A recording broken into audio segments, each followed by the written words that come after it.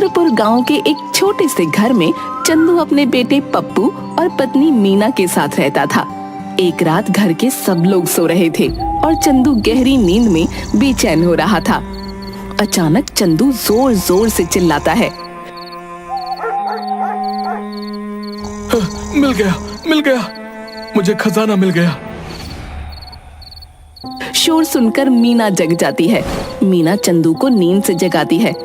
अजी सुनते हो, उठो। चंदू जग जाता है। खजाना मिल गया। शांत हो जाइए, क्या कोई बुरा सपना देखा आपने? बुरा नहीं, बहुत ही अच्छा सपना था। मैंने सपने में देखा कि मैं अपने खेत में खुदाई का काम कर रहा हूँ और खुदाई करते वक्त मुझे हमारे खेत में एक खजाने से भरा हुआ घड़ा मिल गया। और जानती हो, उस घड़े में कीमती सोने और चांदी के सिक्के भरे थे और मैं उन सिक्कों को हाथ में लेकर खुशी से चिल्ला रहा था।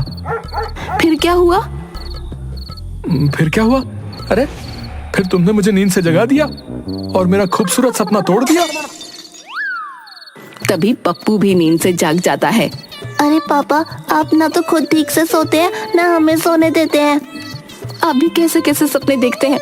मुझे तो डर है कहीं इस खजाने के चक्कर में आप पागल ना हो जाओ। चलो अब सो जाओ। पप्पू बेटा चल सो जा। चंदू की नजर दीवार पर टंगी घड़ी पर पड़ती है। अभी तो रात के 2 बज रहे हैं, सो ही जाता हूँ, और क्या करूँगा। वो फिर बिस्तर पर मीना और पप्पू के साथ लेट जाता है। चंदू को खेत में छुपे खजाने का सपना पहले भी कई बार आ चुका था और वो सपना देखकर हमेशा सोते सोते ऐसे ही चिल्लाने लगता था। एक दिन चंदू अपने बचपन के दोस्त वीर के साथ चाय की दुकान पर बैठा चाय पी रहा होता है। अरे भाई वीर, कई महीनों से ठीक से सो नहीं पा रहा हूँ मैं। क्यों, क्या हुआ? फिर से वही खजाने का सपना देखा क्या? हाँ यार, फिर वही खजाने का सपना। कुछ समझ नहीं आ रहा है यार भाई, लेकिन लगता है मुझे जरूर कोई बड़ा जैकपॉट मिलने वाला है। क्या कहा? जैकपॉट? क्या बेवकूफी वाली बात करते हो भाई तुम, हैं? चुपचाप कोई काम धंधे पर लग जा, समझा? ऐसे अचानक किसी को कुछ नहीं मिलता। तेरे बापू को मरे 6 महीने गुजर गए हैं। तो खुद सोच, जब से तू अपने परिवार को लेकर शहर से वापस गांव आया है, तूने कोई काम धंधा नहीं किया। सारा दिन इधर उधर घूमता रहता है बस। हाँ भाई, अच्छा याद दिलाया यार तूने। चल 2000 रुपए उधार दे दे यार। तेरे सारे पैसे एक बार शहर गया तो कमा के चुका दूंगा।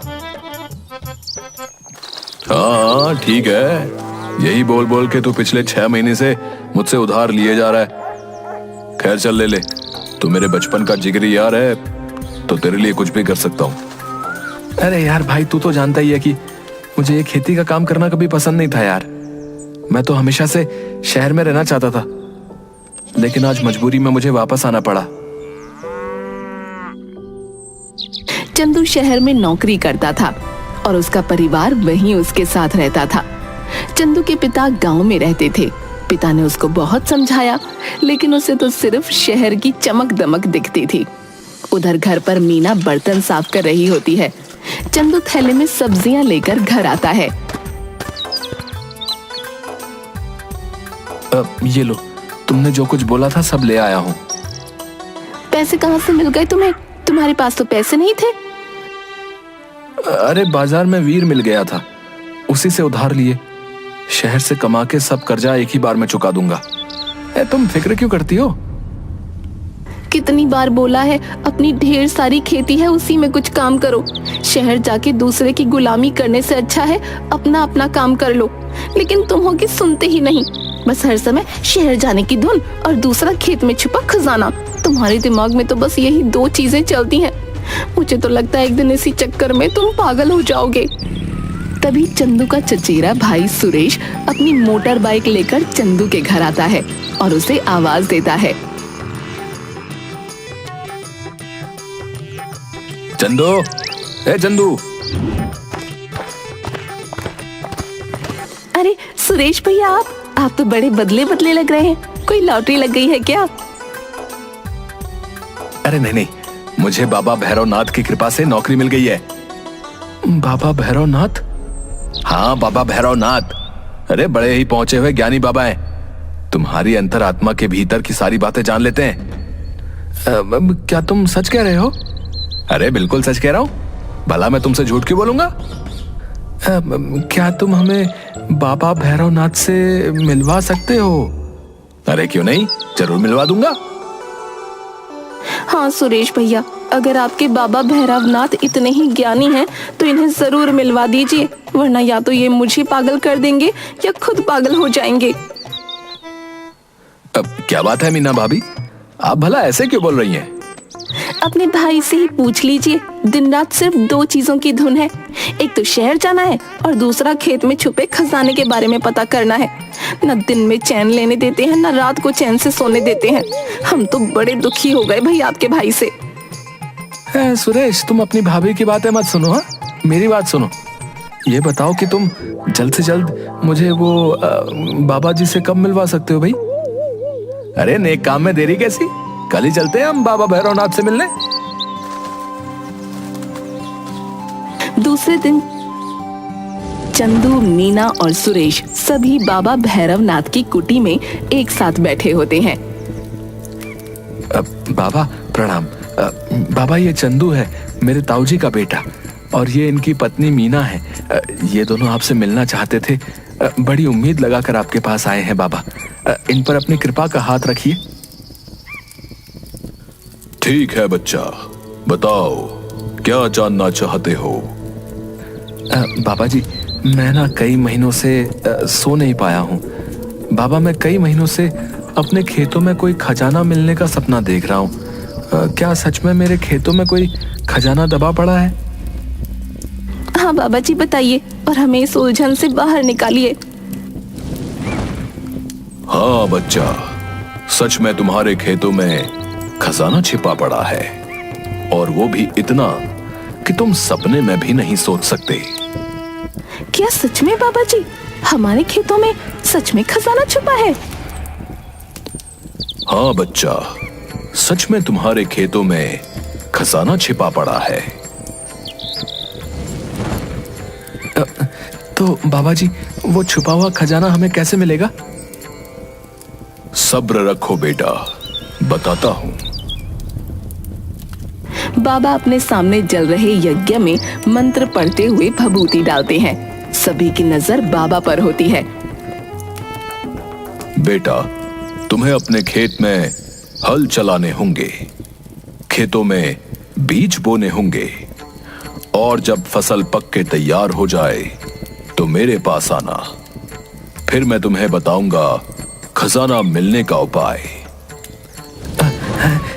आपने जैसा कहा है बाबा जी, मैं बिल्कुल वैसा ही करूंगा। बस मुझे खेतों में छुपा हुआ वो खजाना मिल जाए बस। वो खजाना तुम्हारे खेतों में है, इसलिए उस पर सिर्फ तुम्हारा हक है, और तुम्हें वो जरूर मिलेगा। बस तुम्हें सब्र रखना होगा बेटा। बाबा भैरवनाथ की जय, बाबा भैरवनाथ की जय। बाबा भैरवनाथ की बात सुनकर सभी बहुत खुश थे। चंदू और मीना बार बार सुरेश को धन्यवाद दे रहे थे।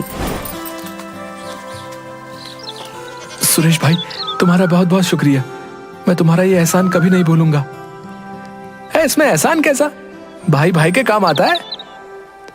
आज तुम्हारी वजह से मुझे बाबा तक आने का रास्ता मिला, और बाबा से उस छुपे हुए खजाने तक जाने का रास्ता मिला है। जिसकी किस्मत में जो होता है उसे वो जरूर मिलता है। बस हमें ऊपर वाले पर भरोसा करना चाहिए।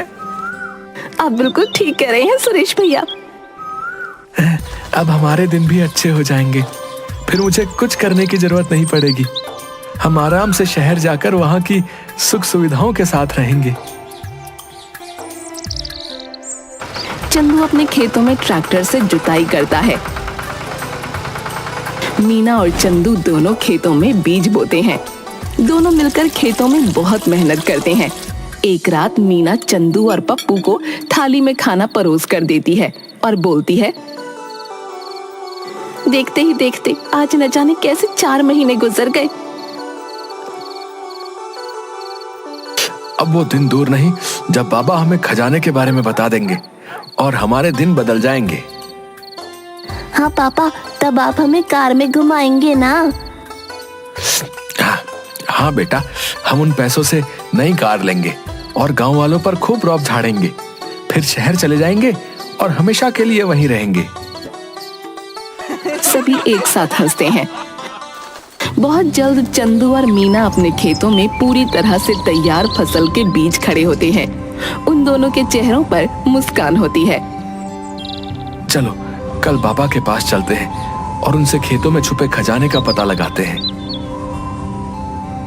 क्या क्या सच में तुम्हें अभी भी किसी और खजाने की इच्छा है? मुझे तो हमारे खेत में ये लहलहाती फसल ही असली खजाना लगता है।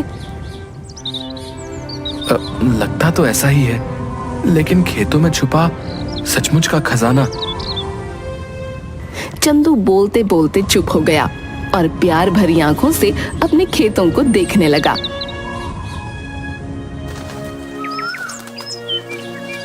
दूसरे दिन चंदू और मीना बाबा भैरवनाथ के पास जाते हैं।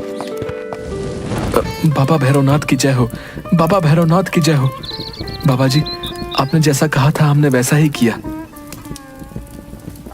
तो बच्चा, तुम्हारे खेतों में फसल पक के तैयार है? हाँ बाबा जी, खेतों में फसल लहलहा रही है। बच्चा, कैसी फसल हुई है तुम्हारे खेतों में? बाबा जी, फसल तो बहुत अच्छी हुई है। खेत तो ऐसे चमक रहे हैं जैसे सोने के सिक्के। क्या बोया था तुमने अपने खेत में? जी बाबा जी, मैंने गेहूं की खेती की थी। तो गेहूं के दाने कैसे हैं? बाबा जी, सोने जैसे पीले, चमकदार और बड़े बड़े। तो तुम्हारा मतलब है कि तुम्हारे खेतों में गेहूं नहीं, बड़े बड़े सोने के दाने हुए हैं। जी बाबा जी, बिल्कुल सोने जैसा चमक रहा है खेत। अच्छा ये बताओ कि मेरे पास से वापस जाने के बाद क्या तुमने फिर कभी छुपे खजाने का सपना देखा? नहीं बाबा जी, मैंने तो वो सपना दोबारा नहीं देखा और मैं उसके बारे में भूल भी गया। बच्चा, ये तो बहुत बड़ी गड़बड़ हो गई। कैसी गड़बड़ बाबा जी? क्या बात है, आप थोड़ा परेशान दिख रहे हैं। तुमने पिछले 4 महीनों से एक बार भी उस छुपे खजाने का सपना नहीं देखा। मुझे लगता है तुम्हारे खेतों में छुपे खजाने की चोरी हो गई है। खजाने की चोरी किसने करी बाबा जी? तुमने अपने खेतों में खजाना होने की बात किस किस को बताई थी? ये बात तो बाबा जी पूरे गांव को पता है। फिर तो जरूर किसी ने तुम्हारा खजाना चुरा लिया। कहीं वीर ने तो नहीं खजाना चुरा लिया? वीर? हो सकता है, क्योंकि उसे भी तो खेतों में छुपे खजाने के बारे में पता था। नहीं नहीं, वीर ऐसा नहीं करेगा। उसने तो हमारी कितनी मदद की। जब मैं शहर से वापस आया तो हमेशा उसने ही मुझे पैसे उधार दिए और आज तक कभी मुझसे वापस भी नहीं मांगे। वो ऐसा नहीं कर सकता, वो मेरे बचपन का दोस्त है। फिर किसने चुराया होगा हमारा खजाना? मुझे नहीं पता किसने चुराया, लेकिन ये जरूर जानता हूँ कि वीर ने नहीं चुराया। पिछले कुछ महीनों से वीर तुमसे मिलने एक बार भी नहीं आया और ना ही उसने तुम्हारा हाल पूछा। मुझे तो पूरा यकीन है कि वीर ने खजाना चुराया है।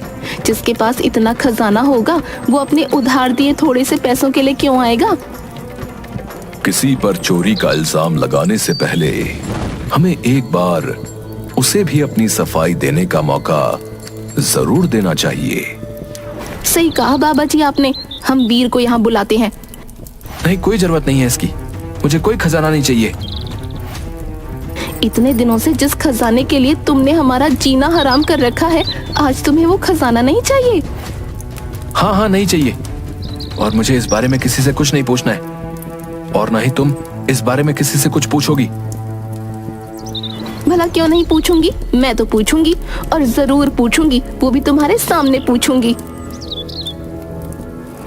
बाबा जी, मैंने पैसों के लिए भाई भाई को लड़ते देखा है। वीर मेरा दोस्त है, फिर भी उसने कभी मुझे पैसों के लिए मना नहीं किया।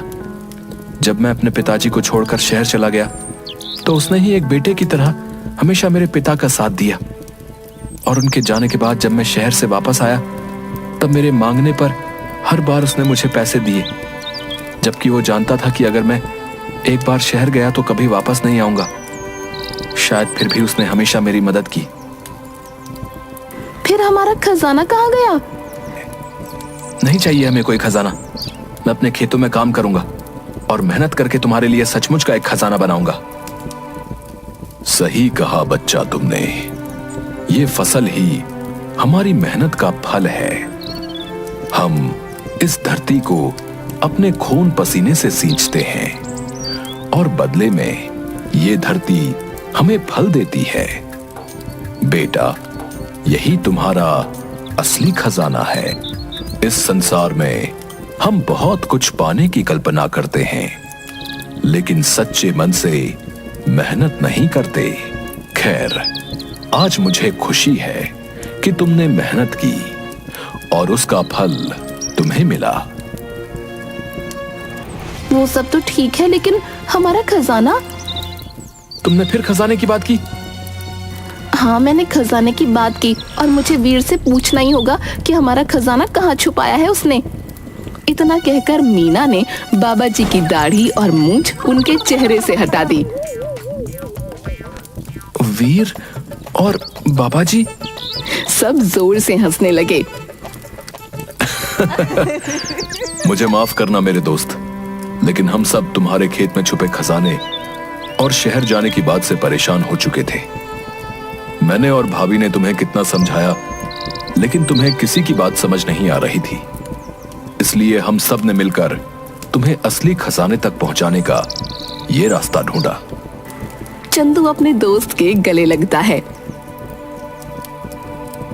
मुझे माफ कर दो मेरे भाई। असली खजाना क्या होता है ये समझने में मैंने बहुत देर कर दी।